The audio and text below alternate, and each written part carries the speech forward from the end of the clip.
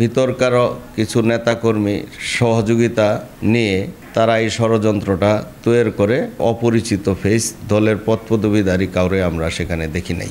22শে জানুয়ারি নির্বাচনের আগে 4 তারিখে আমাদের নেত্রীকে নিয়ে বালুকা কলেজ মাঠে সমাবেশ করেছিলাম। ত্রয়োদশ জাতীয় সংসদ নির্বাচনকে সামনে রেখে 237টি আসনে মনোনয়ন ঘোষণা করেছে বাংলাদেশ জাতীয়তাবাদী দল বিএনপি। তার এই ধারাবাহিকতায় ময়মনসিংহ 11 ভালুকা আসনে মনোনয়ন ঘোষণা করেছে এবং এই আসনে বাংলাদেশ জাতীয়তাবাদী দল বিএনপি থেকে মনোনয়ন পেয়েছেন সাবেক উপজেলা বিএনপির আহ্বায়ক এবং কেন্দ্রীয় বিএনপির নির্বাহী সদস্য ফখরুদ্দিন আহমেদ বাচ্চু। এসব বিষয়ে কথা বলার জন্য আজকে আমাদের কালের কণ্ঠের বিশেষ সাক্ষাৎকারে আমরা ওনাকে আমাদের আয়োজনে যুক্ত করেছি। কালের কণ্ঠ মাল্টিমিডিয়ার মাধ্যমে আমি ভালুকাবাসী সকল ভোটার ভাই বোন এবং সকল দর্শক শ্রোতা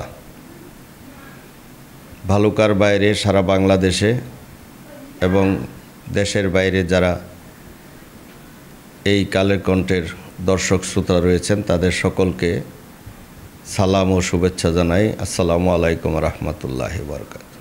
মহান আল্লাহ তাআলার কাছে শুকরিয়া যে আমি তৃতীয়বারের মতো বাংলাদেশ জাতীয়তাবাদী দল থেকে এই ময়মনসিংহ 11 ভালুকা আসনে দানের শীষ প্রতীকের মনোনীত প্রার্থী হতে পেরেছি।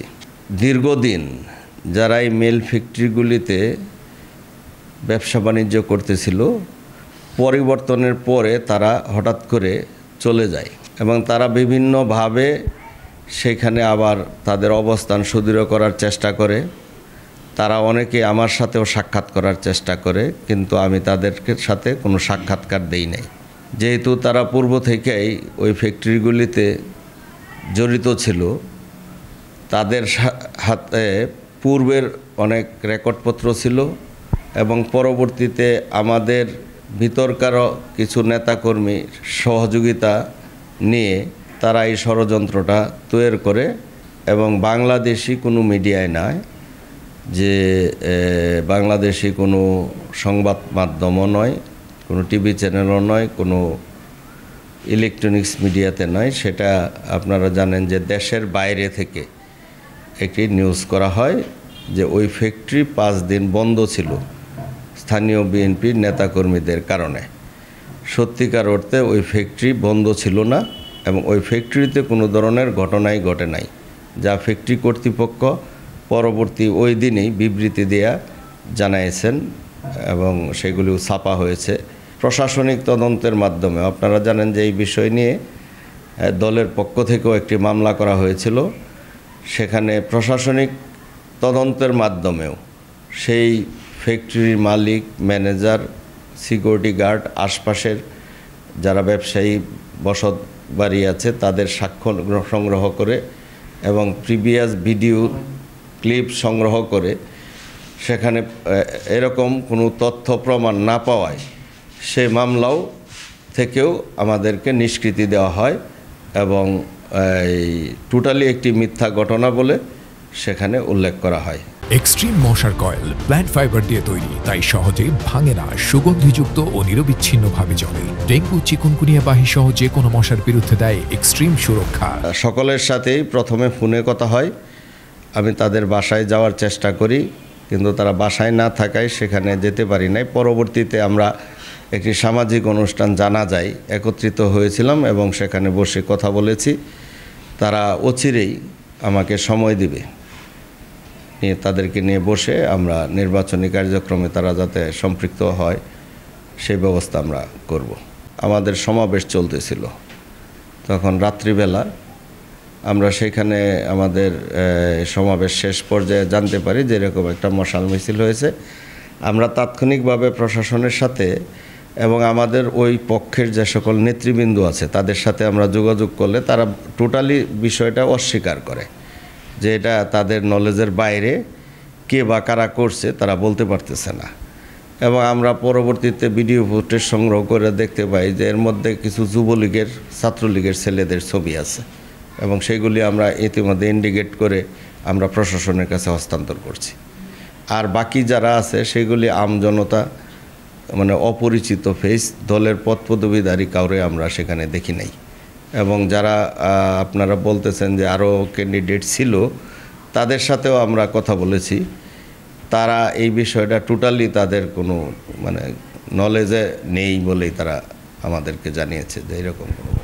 আমি সর্বপ্রথম 2006 সনে মাত্র 35 বছর বয়সে সারা বাংলাদেশের মধ্যে সবচাইতে কনিষ্ঠতম প্রার্থী হিসাবে এই ভালুকা আসনে আমি মনোনীত হই।